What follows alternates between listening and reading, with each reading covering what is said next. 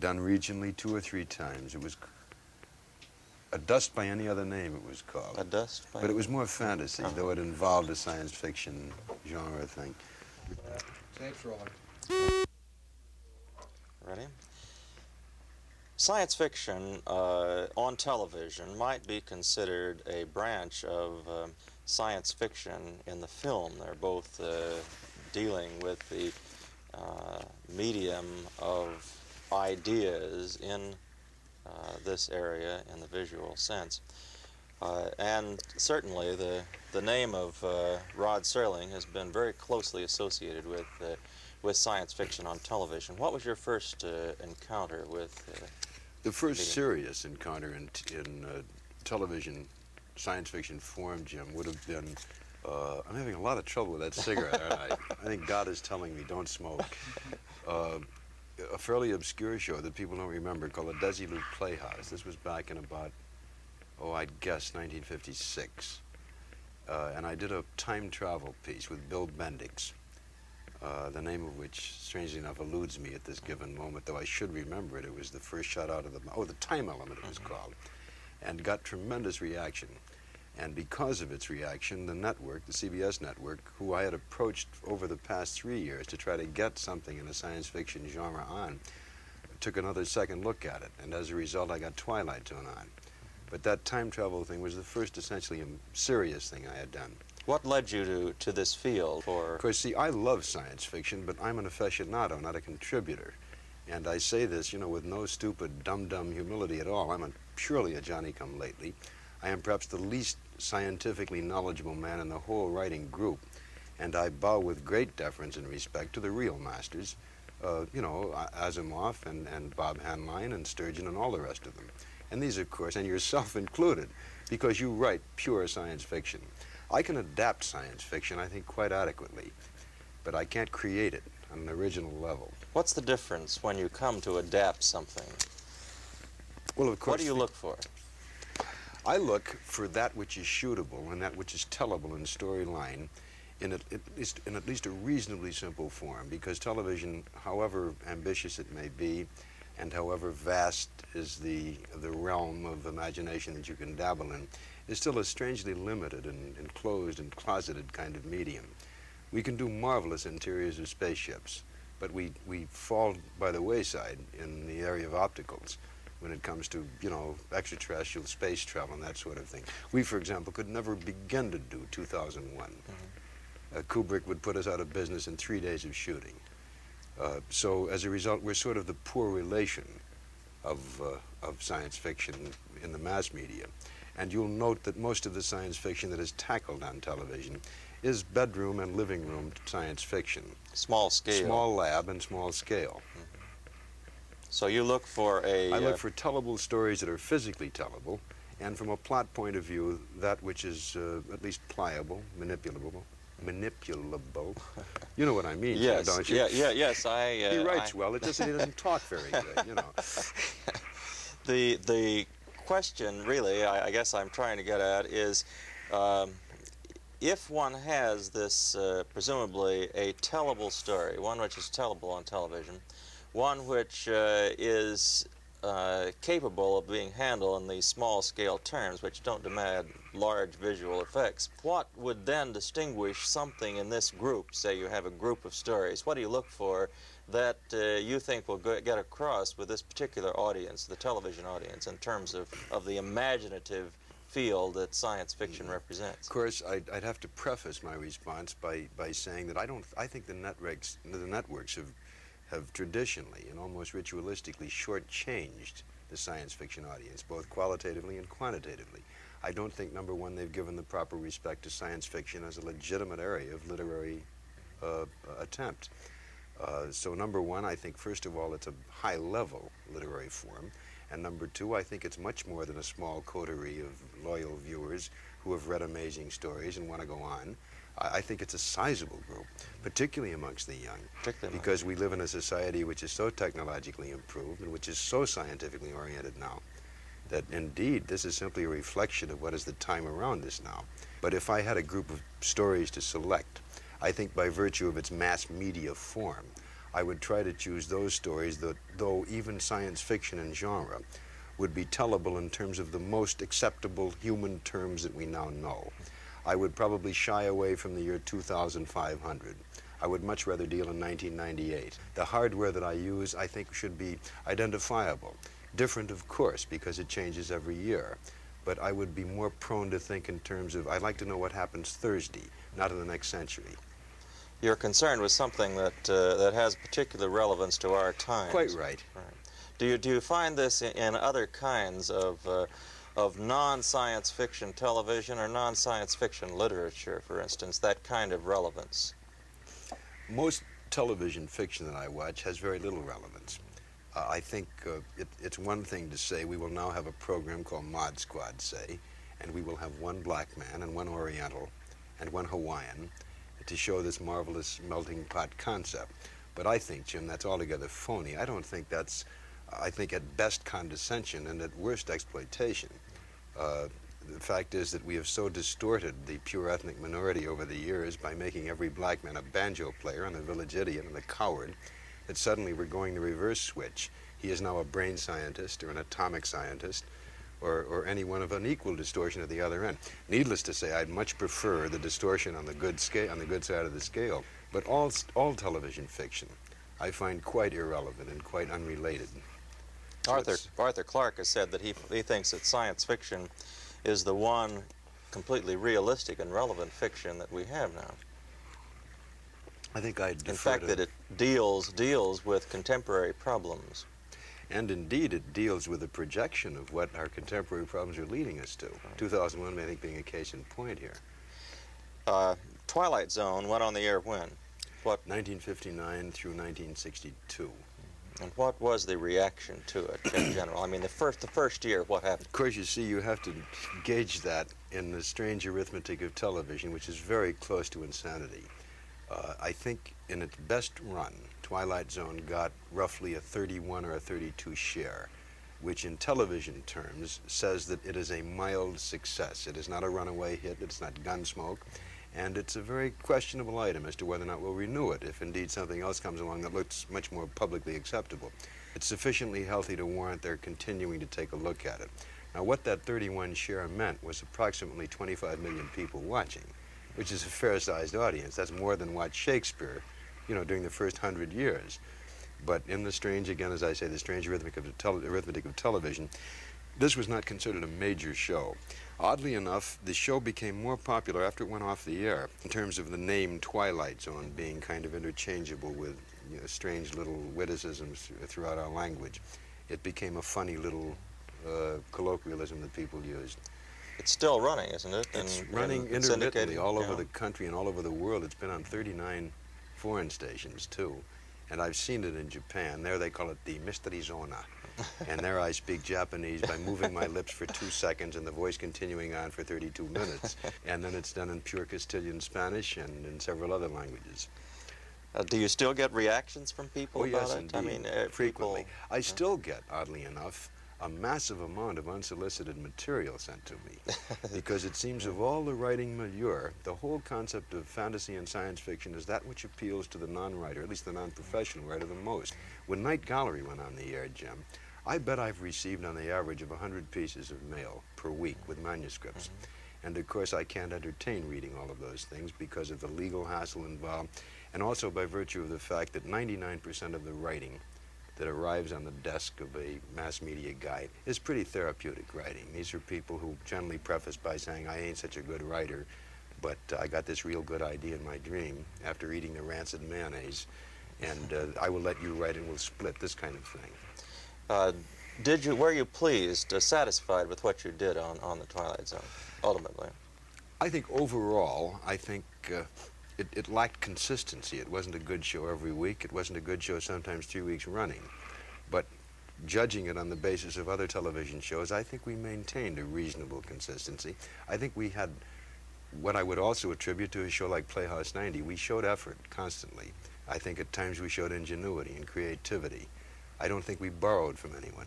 I think we created more than we aped. You looked a lot, I had the feeling, toward published science fiction for inspiration. Was this on purpose or in desperation? No, or? the first run, the first 35 weeks, I think the ratio was about maybe. You want to change magazines? Do you still? Okay. Do you still get reactions to Twilight Zone now that it's in syndication? Oh yeah, Jim, because that's that marvelous phenomenon of television. It lends immortality, forgive me, to almost everything. And of course, we go from generation to generation. The grammar school kid is now who first viewed television, is now in college, and a brand new group is coming up. But we get considerable fan mail, and including, oddly enough, several manuscripts per week offering to be done on Twilight Zone. Were you pleased with what you did with the show? By and large, I think it failed in terms of its consistency. It was very good some weeks, quite bad other weeks, but this, I think, is pretty much the track record of most television by virtue of its desperate overexposure and the brevity of time allotted to us to produce something that is qualitative. But overall, I would say that it was a creative series. We did much more creating than we did imitating. I think we tried things, failed frequently, succeeded other times. But I think the mark of the show probably was the quite perceivable attempt at quality that went on in the show. And of course, in those days, we could get awfully skilled, consummately skilled performers who would work for $5,000 per show, which may seem high, but which then the next year was dwarfed by guys getting 15 and 20. And I think our highest budget ever attained on the show was $70,000 a week. Contrast that to Night Gallery, which is only twice as long, but which is coming in at approximately $250,000 a week. That's what's happened to the spiraling costs of television. You went a lot it seemed to me, in the shows that I watched, to published fiction for adaptation. Was this on purpose? Oh, yeah, or? frequently. First of all, having to do them every week is a backbreaking job at best, and no man, least of all me, who was perhaps, as I said earlier, perhaps the least adept of the science fiction writers, no man could hope to create ingenious and novel plots. And of course, the beauty of the whole science fiction genre was that so much of it had been untouched. It had been reproduced in printed form over and over again. You can buy, any one of 4,000 anthologies per year and read all the best of Sturgeon and Heinlein and all the rest of it. But it had never been done on camera. So we had almost a gold mine of unused material that we could operate from. Which were you most pleased with, or which stick out in your mind? Oddly enough, I thought the two best shows we did, one I wrote, one I didn't write. One was an original by Dick Matheson called The Invaders, with Agnes Moorehead, which was in a sense pure science fiction with a very O. Henry-ish twist. And the other was an adaptation of mine, a very free, loose adaptation of a Lucille Fletcher's, I think it was Lucille Fletcher, I could be wrong, a short story called Time Enough at Last, about a myopic bank teller who, at the end of the world, breaks his glasses just when he's able to read all that he's ever wanted to read, which was sheer, pure, beautiful irony. And in terms of production values, the adaptation I mentioned was gorgeously done. We used an MGM backlot with existing sets that were already there, and it looked like a movie. Poor Dick Matheson, on the other hand, suffered what is really one of the clinical problems of doing science fiction on TV. This desperately required 8-inch little men to walk across the floor of a room, and suddenly we are made aware of the fact that this woman who we thought was normal is actually an extraterrestrial giant, and the two men who are the invaders are actually really young American astronauts. So all we could use, because we couldn't afford opticals and we couldn't afford montage effects, were little wind-up rubber men, and they walked precisely like little wind-up rubber men. And I thought it totally destroyed the illusion, and pointed out to me, the desperate built-in problems to doing proper science fiction on television. What would you do differently today if you were going to produce another Twilight Zone?